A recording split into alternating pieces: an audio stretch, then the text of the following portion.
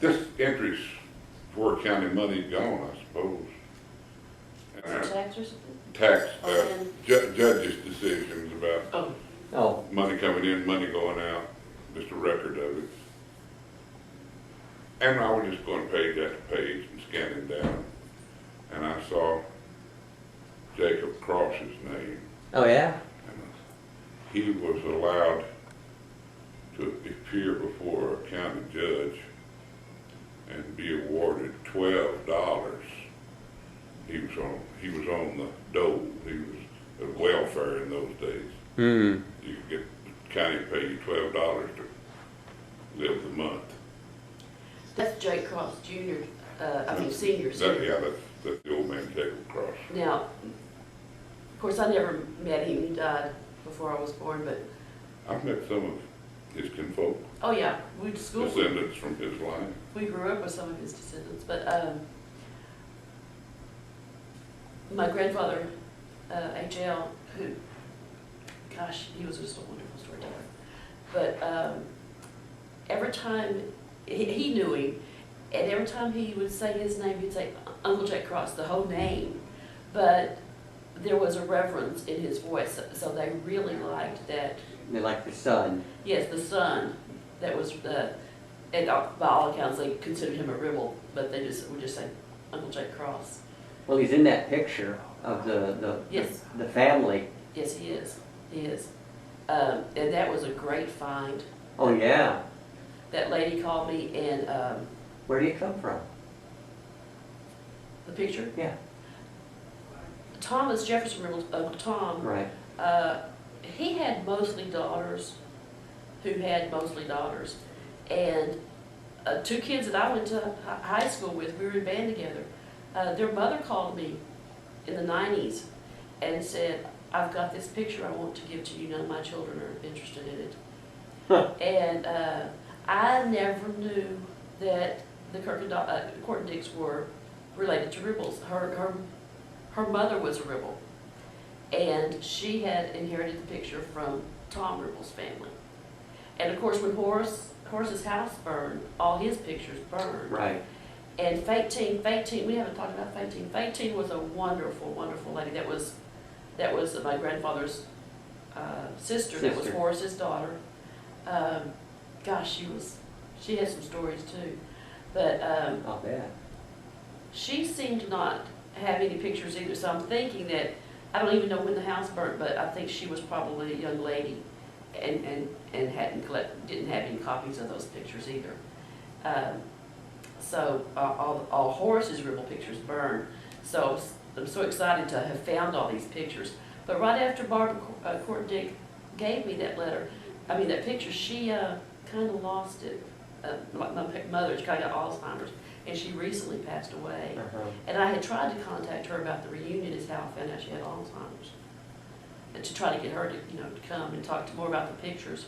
But at the time that she gave it to me, she could only identify her. I guess it was her grandfather. It might have been her great grandfather, Tom, and she didn't know who anybody else was. Well, of course, I could recognize Pooh because of his little tilt. The little tilt, yeah. And that picture of Susan Hunter that y'all actually have in the hallway, whomever did that, or I guess Shelley says it's a photograph. I thought it was a portrait. But anyway, I could find her from that picture. And she's a little bitty petite lady. So I eventually figured out, and I could tell Edward because his eye was missing. And anyway, that was a great find. But none of her kids were interested in it. And Fatine,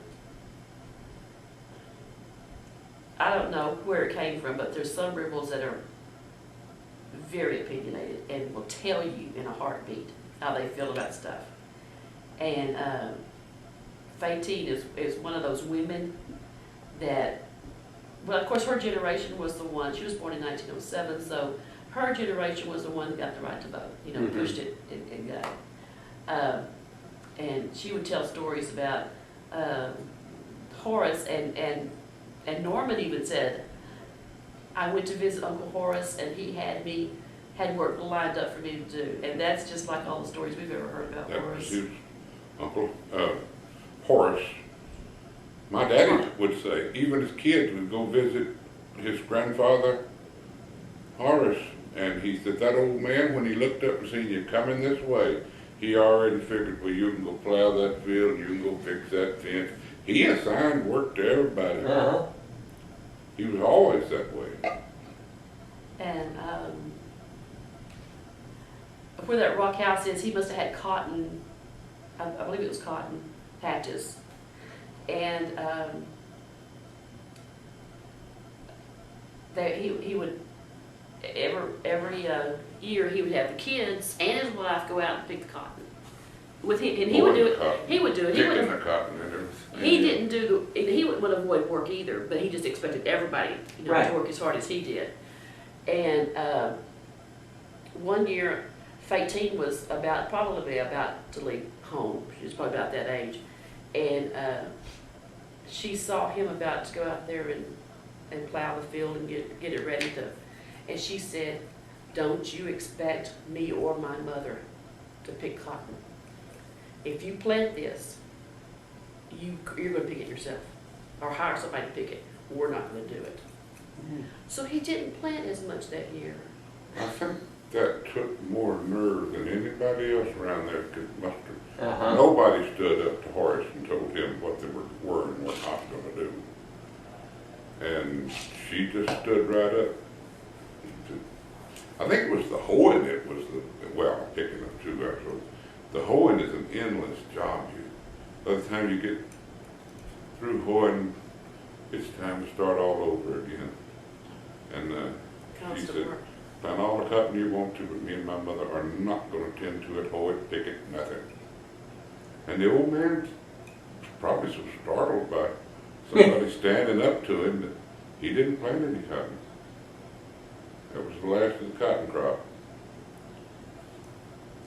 I was kind of scared of her when I was a kid. Fatine? Because she talked a little louder. She used a more forceful kind of speech. She kind of like wore the breeches, you know. Her husband was kind of, well, pretty much kind of mousy, and she told him what to do and how it was going to get done, and that's what happened. And I was kind of scared of her when I was a little kid because she talked louder and rougher. She said what was on her mind. But as I got older, I just learned to love Fatine. She could tell you stories. And so she grew up with both obviously our grandfather, since it's her brother, but our grandmother, because they lived very close to each other. And she could tell us stories on our grandmother, our grandmother was crazy with age. But, and then what I found funny is my father talking about his two grandfathers. Horace, I got the impression that H worked for Horace. They worked for him, and They they worked went together together on buying some cattle and stuff. selling them. And when Pooh was alive, they all three did it, and then when Pooh died, it was Pop. We called Horace Pop. I didn't because he died before, but my dad called him Pop. And they worked together on stuff, and they worked hard.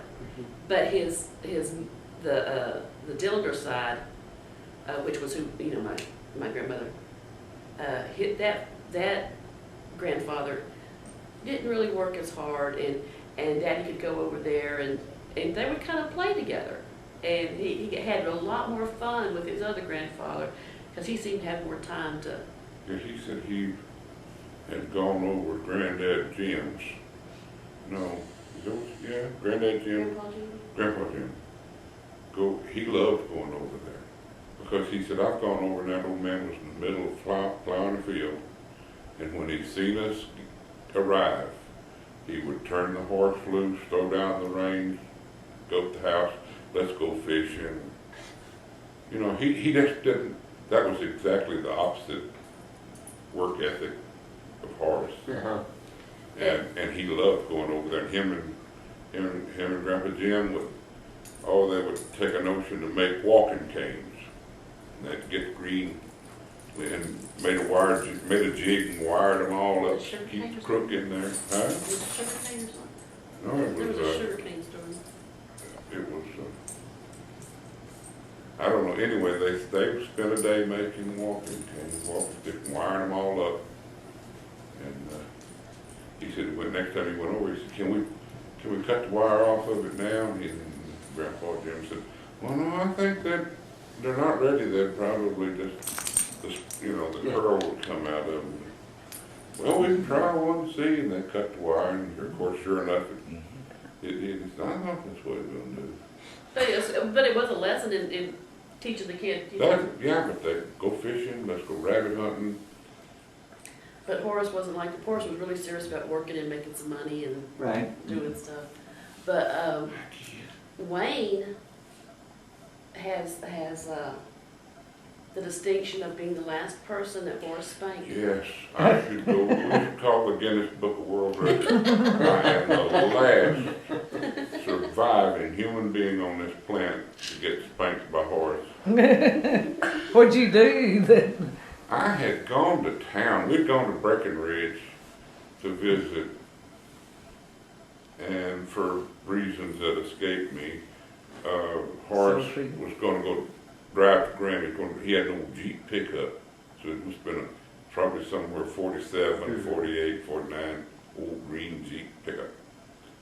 And he had to go to Graham for something. And I rode down to Graham with him. And we stopped at this service station that was just a short distance from where we lived, which was a service station we all traded with. So they moved him. And Horace said, go in there and get you a candy, pick you out a candy bar. Well, that was a treat. Didn't get candy bars very often. And I went in there, and the old glass in that old display case they had the candy bars was just so frosted up from years of being there. And I kind of pulled up to look down in that case, and when I did, my feet kind of swung in and just barely tapped that front glass, and it just broke all to hell. Uh-oh. And Horace just grabbed me and he swatted me on the butt. He said, "Get to the pickup." So you didn't get a candy bar? Huh? You didn't get a candy bar? No, I did. I got Still got a candy bar? I still got a candy bar. But he swatted me on the butt and told me to get to the pickup. Did you have to pay for the candy bar? Yes. Huh? You had to Yeah, pay we for the paid. glass? Yes, Mother and Daddy went down there to that church because they knew the people that run it. They knew who I was. We'd all seen each other before. And we went down there, and Daddy talked to him, and her mother did or something. And I told him we wanted to get it replaced and tell us what we owe you. And they paid for the glass that I rolled. Did you get in trouble again with them? No, it was such a minor infraction. Well, you didn't mean to. Accidentally, yeah. I never thought of the consequences, just kind of letting my feet hit that glass. It just broke it. You know, Pooh lived so long, dying in 48, and then Horace died just a short time after that, 53 or 55, something like that. I never knew him. At some point in time, they moved, Horace and Zuma moved to right outside Breckenridge and had, I want to say 200, 300 acres. I know that Fatine and HL had a very difficult time in deciding how to split it up when Zuma died. But he didn't have the longevity that Pooh had had. And then HL lived to be 81. He died of cancer. I think Horace died of lung cancer. I understood that to be one way. And someone told me, probably my mother, when my mother was in her right mind, she knew the history of everything. But she's lost that now. And I believe she told me that Horace had so much skin cancer on his nose that there was just holes in his nose. But they were ranchers, you know, and their nose was HB had some of that too. I wouldn't be surprised that he walked so many miles behind cattle and plowing that inhaling that kicked up dust probably led lung cancer. Mm-hmm. And he was, I can't remember when Horace was born, 1883, 1882, you know, something like that. And then his wife died 10 years later, and H.L. lived to be 81, and our dad lived to be 69. H.L. died of cancer. I think he had 2 or 3 kinds of cancer. He suffered. That poor man suffered. He had either colon cancer or rectum cancer or something down there. And there was just nothing they could do. That's what they said. There's nothing they could do. And our grandmother just knew that Jesus was going to heal him. And but she wouldn't give him any pain medicine. She wouldn't even give him an aspirin. He would just be Golly. moaning. Yeah, I went down there to see him. Jimmy Yonder. Went down there to see him because I knew he had this cancer and I knew he wasn't long for the world. And I went to his house and my father was there. My grandfather was in the bedroom just right off of there. And I said, he was laying in there moaning. And I said, why is he suffering like that? Aren't there pain medications that he could be given? We all know he's dying of cancer. Why not make it as gentle a thing as we can? And my father said, well, your grandmother doesn't want to give him pain medicine because she's afraid he might become addicted to it. I said, he's 80 years old with terminal Yeah, so cancer. what? I can buy him all the dope he needs until he dies. Get him addicted, who cares? Right. And my grandfather rolled and moaned, and I said, I'm going home. I'm not going to sit here and listen to this. I just got up and left. I wasn't there 15 minutes. I I don't don't blame you. I'm used to hearing all that. Well, this can be funny at all. Somehow Fatine found out about this. I don't know if my dad told him or her sister-in-law's told or something. But Lloyd at that time was also very sick. So she put Lloyd in a nursing home, and then she came to Graham, and she got H.L. some pain medicine, and she went in there, and she didn't care what my grandmother said. She got her brother a little leaf, and he was crying for buttermilk. And she said, Jimmy, why aren't you getting him buttermilk? Oh, he doesn't need buttermilk. Fatine went to the store, bought him buttermilk, came back, and gave him as much buttermilk as he wanted. And helped to ease him a little bit, because she wouldn't pay attention to what my grandmother was saying. So this is another way where Fatine got in there and I think my first memory of Fatine was stopping by the Breckenridge Hospital when I was just a little boy, and she was fixing to get off duty. She was a nurse, and in those days they wore the white hat, the white clothes, the white stockings, and that's an imposing figure, especially when you're a kid and the only nurse that you've ever seen is giving you a shot. Yeah. And I think that's what put the fear of Fatine in me. she worked hard too. Even though she told her dad wasn't going to be caught anymore, she was a hard worker.